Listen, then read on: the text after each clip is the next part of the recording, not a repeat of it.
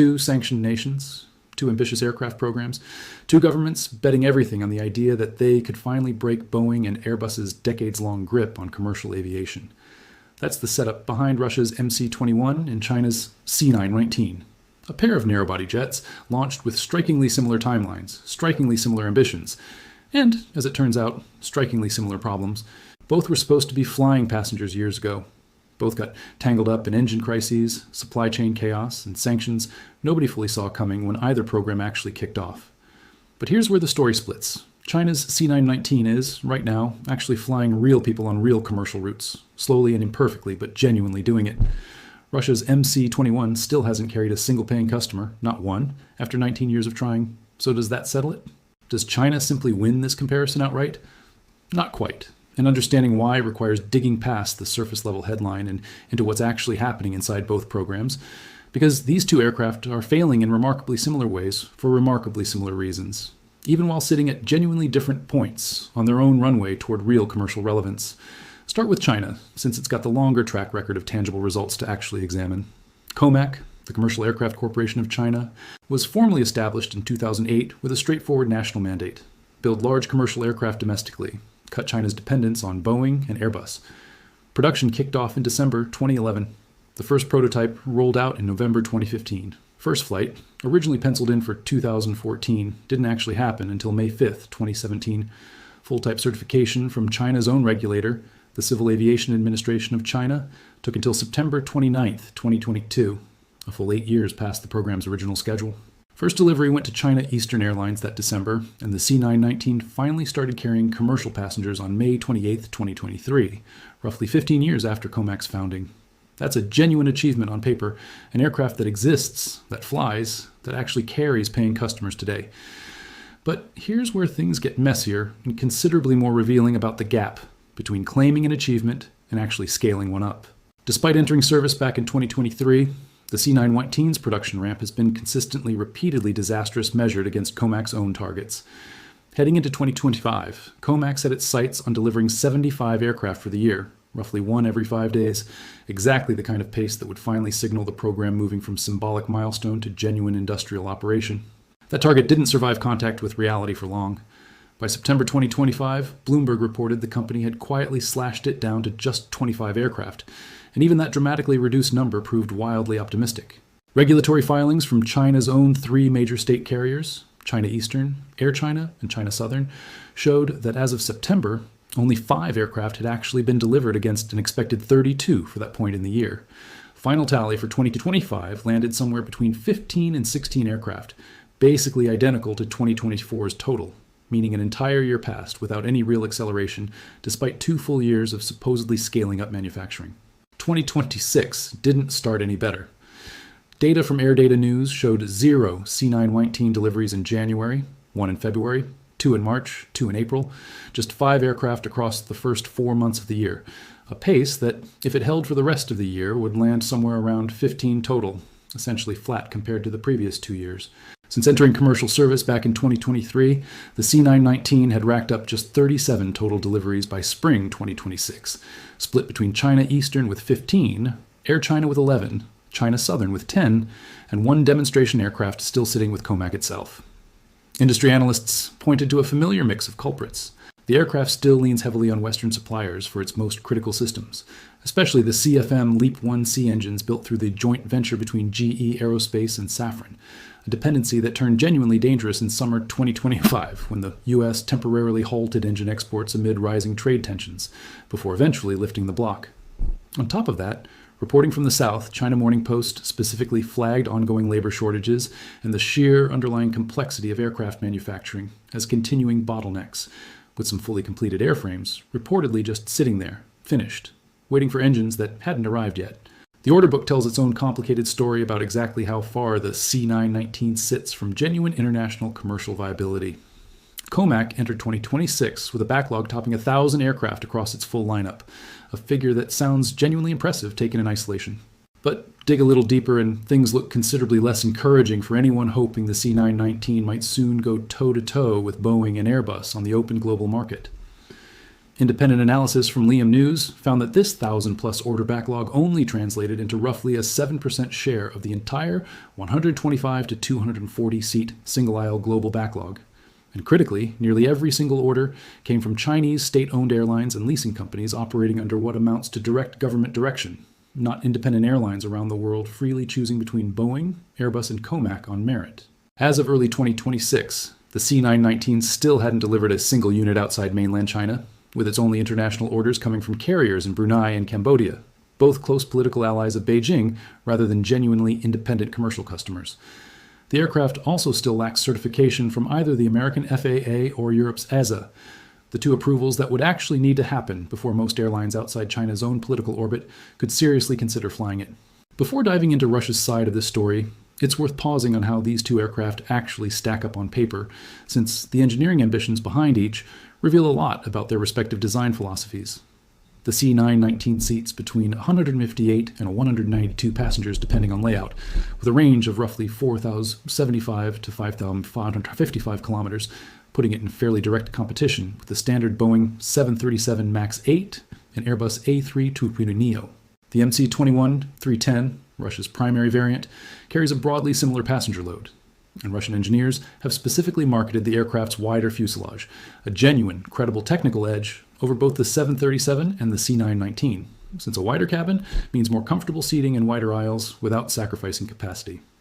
On paper, that gives the MC-21 a real engineering advantage, exactly the kind of differentiator that could eventually help it compete on passenger experience, even if it can't match Boeing and Airbus on raw production volume.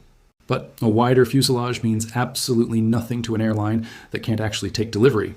And that gap, genuine engineering merit sitting idle behind a certification process, still years from finishing, defines the MC-21's current situation far more than any design flaw ever could.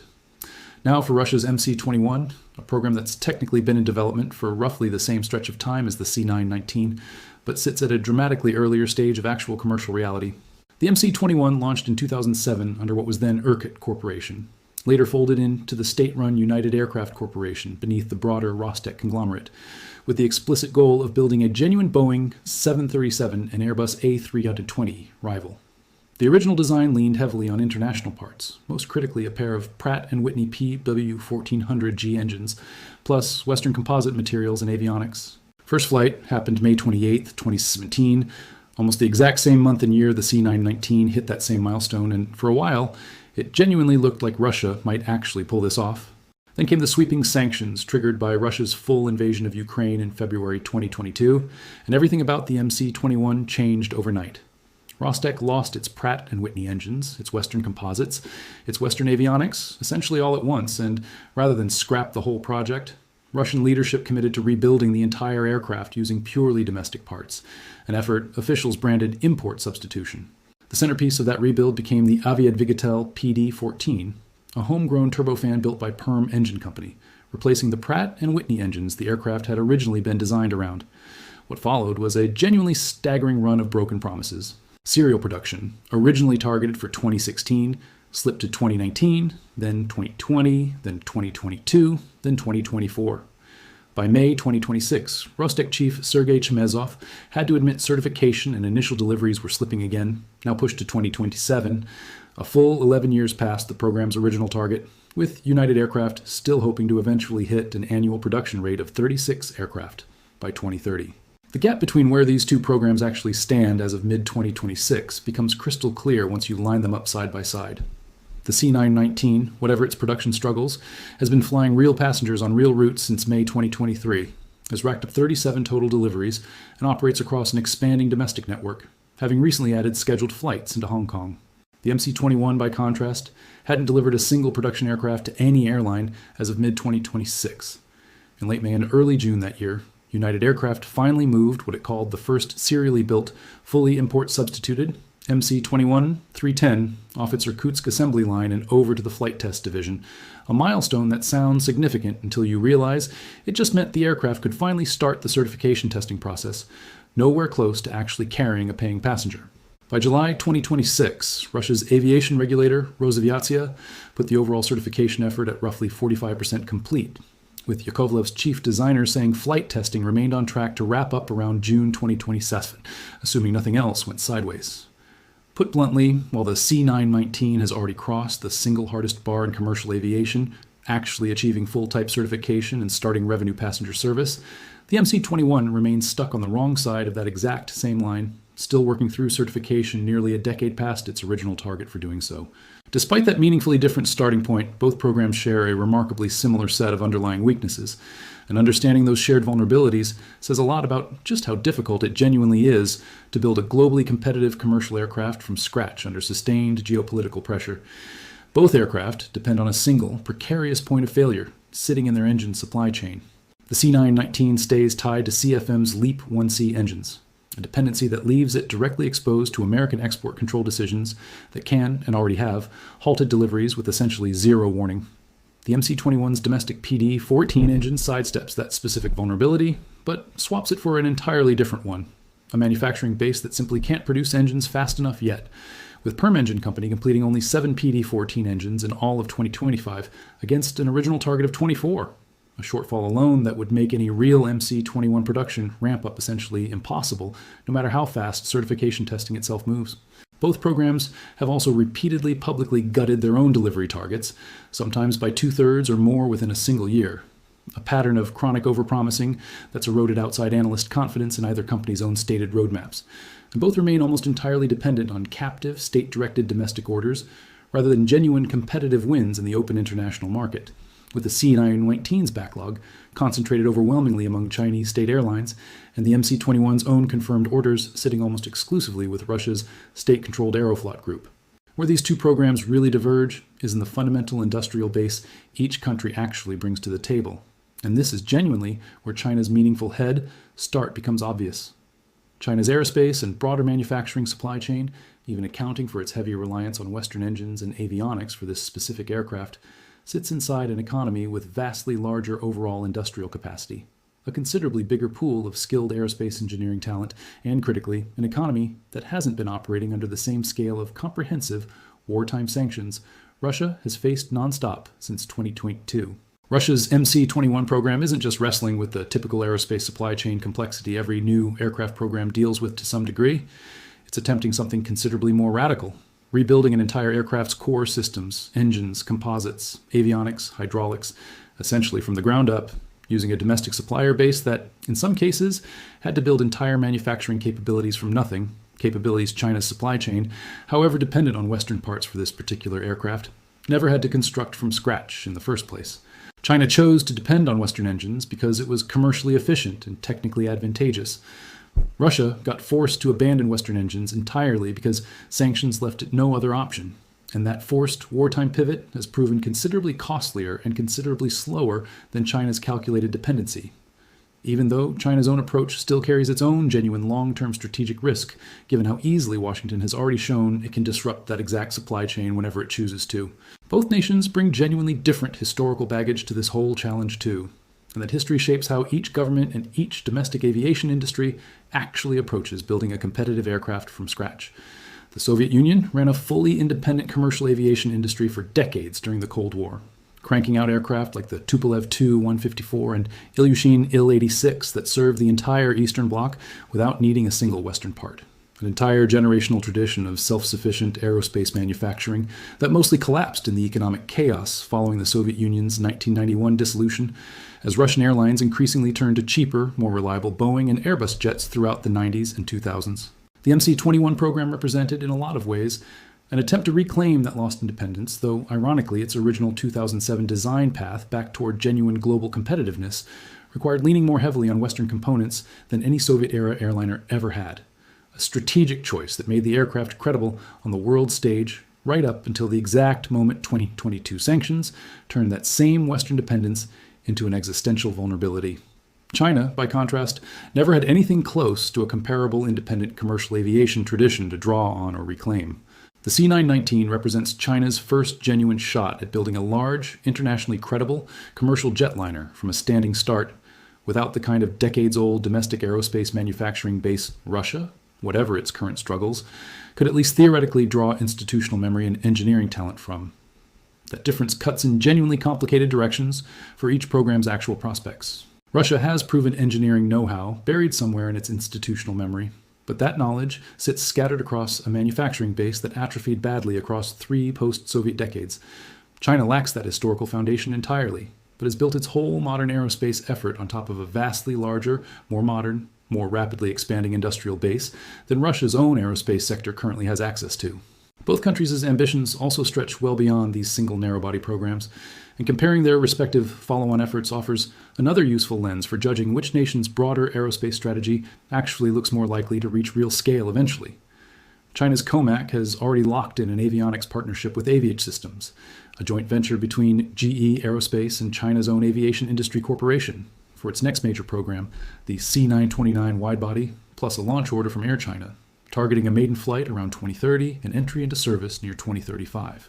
Preliminary design work has reportedly even started on an even larger, longer-range quad-class aircraft, tentatively called the C939, positioned to eventually take on the Boeing 737 and Airbus A350 decades down the road.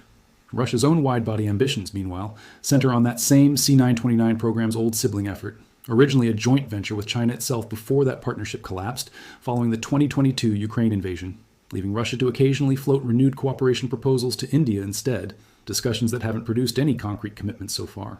That specific detail is worth sitting with, because it means China's next-generation widebody ambitions have already locked in a real launch customer and a functioning international supplier partnership, while Russia's own comparable long-term ambitions are still stuck at the stage of informal diplomatic outreach to a country that already walked away from a similar aircraft partnership with Russia once before, even factoring in genuine skepticism about whether COMAC's own optimistic C929 and C939 timelines will hold up any better than its C919 targets have. China's aerospace industry is visibly building outward from its narrow-body program toward bigger, more ambitious follow-on aircraft, in a way Russia's own aerospace sector, still consumed by simply trying to finish certifying the MC-21 itself, hasn't been able to seriously replicate yet. The market reality both programs are ultimately up against also deserves genuine attention, since neither the C919 nor the MC-21 is actually trying to dethrone Boeing and Airbus in any near-term sense. Both Western manufacturers together crank out dozens of narrow-body aircraft every single month, backed by decades of accumulated production experience, globally proven reliability records, and, crucially, full certification from every major aviation regulator on Earth, letting their aircraft operate for essentially any airline, anywhere, without restriction. Neither the C919 nor the MC-21 currently holds FAA or SO certification, meaning neither aircraft can legally operate for the vast majority of the world's airlines outside their own domestic markets and closest political allies, regardless of how many units either company eventually manages to physically build. That reality caps the realistic near-term ambitions of both programs at essentially the same ceiling, dominating captive domestic and allied markets, while remaining functionally locked out of the broader global commercial aviation market that Boeing and Airbus still overwhelmingly control. So, which one actually has the better future to beat the West?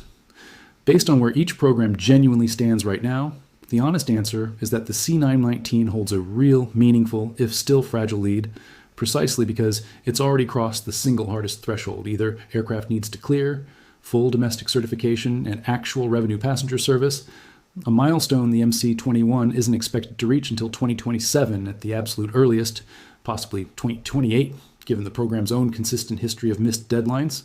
The C919's production ramp genuinely has been disappointing, repeatedly falling well short of its own targets, and its near-total dependence on Western engines remains a genuine, unresolved vulnerability that could resurface anytime trade tensions between Washington and Beijing flare back up. But disappointing production numbers from an aircraft that's at least flying, certified, and carrying real passengers still represents meaningfully more actual progress than an aircraft that, as of mid-2026, hasn't even finished certification testing. That said, treating this purely as a two-horse race with a clean, settled winner risks oversimplifying just how much genuine uncertainty still hangs over both programs' longer-term paths. If China and the US enter another round of escalated trade tension, and Washington decides to permanently, rather than temporarily, cut off CFM engine supplies to COMAC, the C919's entire production line could grind to a halt almost overnight, regardless of how many airframes sit otherwise complete, waiting for engines that just never show up. Flip it around, and if Russia's PD-14 engine program finally clears its persistent manufacturing bottlenecks, and if the MC-21's remaining certification hurdles turn out less stubborn than the program's own recent history suggests, Rostec could theoretically compress years of remaining work into a shorter window than currently seems realistic, particularly if the broader war in Ukraine reaches some kind of resolution that eases pressure on Russia's wider industrial base. Neither scenario is the current baseline expectation, but both remain genuinely possible, and both underline just how contingent this whole comparison actually is on factors reaching well beyond pure engineering competence, geopolitics, sanctions regimes, and the unpredictable diplomatic relationships between Washington, Beijing, and Moscow that neither manufacturer actually controls. If the specific question is which program is more likely to eventually reach genuine industrial scale, tens of aircraft delivered every year, expanding past a purely captive domestic market, the C919 simply has more runway behind it already, more operational experience banked, and a considerably larger overall industrial and economic base standing behind it, even while both programs share the exact same fundamental weakness, staying almost entirely dependent on their own government's willingness to keep steering captive orders their way, rather than genuinely winning business on the open international market, against two manufacturers that have spent more than half a century perfecting exactly what both COMAC and Rostec are still, even now, only beginning to figure out. There's one more angle worth considering before closing the book on this comparison, and it has less to do with engineering and more to do with sheer patience.